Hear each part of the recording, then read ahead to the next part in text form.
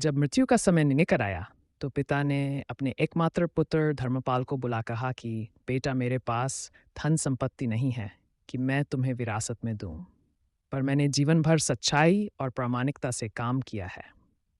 तो मैं तुम्हें आशीर्वाद देता हूँ कि तुम जीवन में बहुत सुखी रहोगे और धूल को भी हाथ लगाओगे तो वह सोना बन जाएगी। बेटे ने सिर झुकाकर पिताजी के पैर छुए। पिता ने सिर पर हाथ रखकर आशीर्वाद दिया और संतोष से अपने प्राण त्याग कर दिए। अब घर का खर्च बेटे धर्मपाल को संभालना था। उसने एक छोटी सी ठेला गाड़ी पर अपना व्यापार शुरू किया। धीरे धीरे व्यापार बढ़ने लगा। एक छोटी सी दुकान ले ली। व्यापार और बढ़ा। अब नगर के संपन्न लोगों में उसकी गिनती होने लगी। उसको विश्वास था कि यह पिता के आशीर्वाद का ही फल है, क्योंकि उन्होंने जीवन में दुख उठाया पर कभी धैर्य नहीं छोड़ा, श्रद्धा नहीं छोड़ी, प्रामाणिकता नहीं छोड़ी।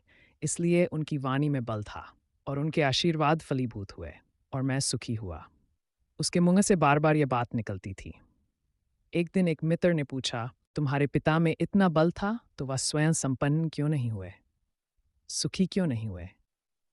धर्मपाल ने कहा, मैं पिता की ताकत की बात नहीं कर रहा हूं, मैं उनके आशीर्वाद की ताकत की बात कर रहा हूं। इस प्रकार वह बार बार अपने पिता के आशीर्वाद की बात करता तो लोगों ने उसका नाम ही रख दिया, बाप का आशीर्वाद।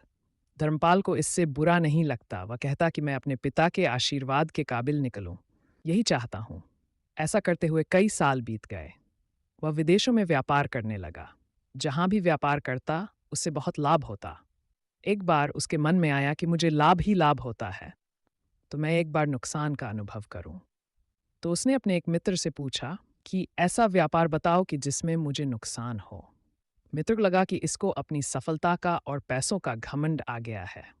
इसका घमंड दूर करने के लिए इसको ऐसा धंधा बताऊं कि इसको नुकसान ही नुकसान हो।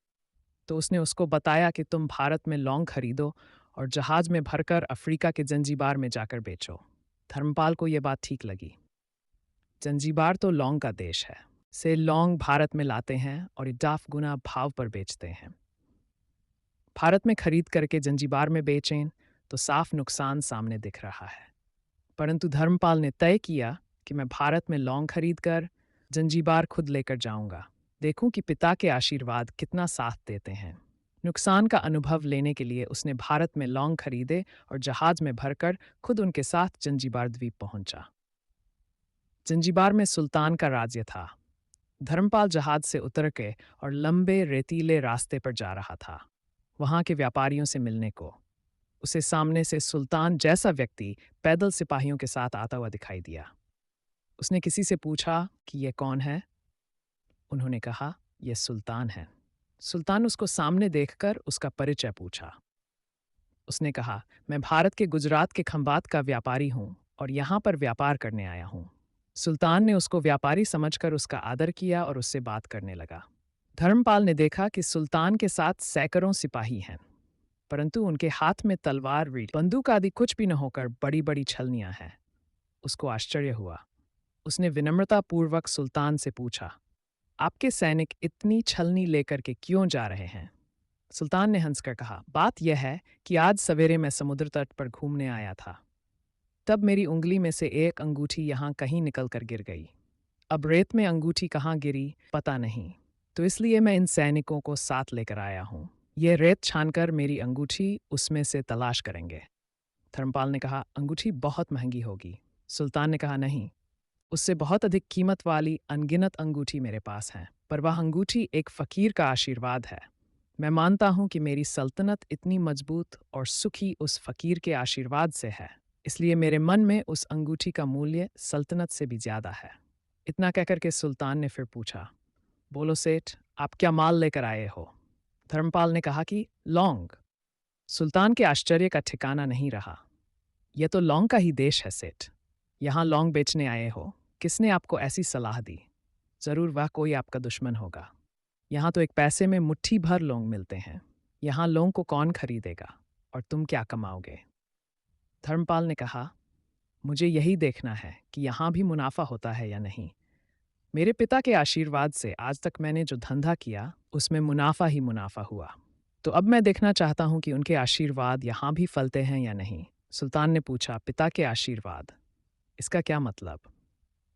धर्मपाल ने कहा, मेरे पिता सारे जीवन ईमानदारी और प्रामाणिकता से काम करते रहे, परंतु धन नहीं कमा सके। उन्होंने मरते समय मुझे भगवान का नाम लेकर मेरे सिर पर हाथ रखकर आशीर्वाद दिए थे कि तेरे हाथ में धूल भी सोना बन जाएगी। ऐसा बोलते बोलते धर्मपाल नीचे झुका और जमीन की रेत से एक मुट्ठी भरी और सम्राट सुल्तान के सामने मुट्ठी खोलकर उंगलियों के बीच में से रेत नीचे गिराई तो धर्मपाल और सुल्तान दोनों का आश्चर्य का पार नहीं रहा। उसके हाथ में एक हीरे जड़ित अंगूठी थी। ये वही सुल्तान की गुमी हुई अंगूठी थी। अंगूठी देख सुल्तान बहुत प्रसन्न हो गया। बोला, ऊपर वाले की करामात का पार नहीं, आप पिता के आशीर्वाद को सच्चा करते हो। धर्मपाल ने कहा, फकीर के आशीर्वाद को भी वही परमात्मा सच्चा करता है। सुल्तान और खुश हुआ। धर्मपाल को गले लगाया और कहा, मांग सेठ, आज तू जो मांगेगा मैं दूंगा। धर्मपाल ने कहा, आप 7 वर्ष तक जीवित रहो और प्रजा का अच्छी तरह से पालन करो, प्रजा सुखी रहे। इसके अलावा मुझे कुछ नहीं चाहिए। सुल्तान और अधिक प्रसन्न हो गया। उसने कहा, सेठ, तुम्हारा सारा माल मैं आज खरीदता हूं और तुम्हारी मुंह मांगी कीमत दूंगा। इस कहानी से शिक्षा मिलती है कि पिता के आशीर्वाद हों तो दुनिया की कोई ताकत कहीं भी तुम्हें पराजित नहीं होने देगी। पिता और माता की सेवा का फल निश्चित रूप से मिलता है। आशीर्वाद जैसी और कोई संपत्ति नहीं। बालक के मन को जानने वाली माँ और भविष्य को संवारने वाले पिता, यही दुनिया के 2 महान ज्योतिषी है। अपने बुजुर्गों का सम्मान करें। यही भगवान की सबसे बड़ी सेवा है।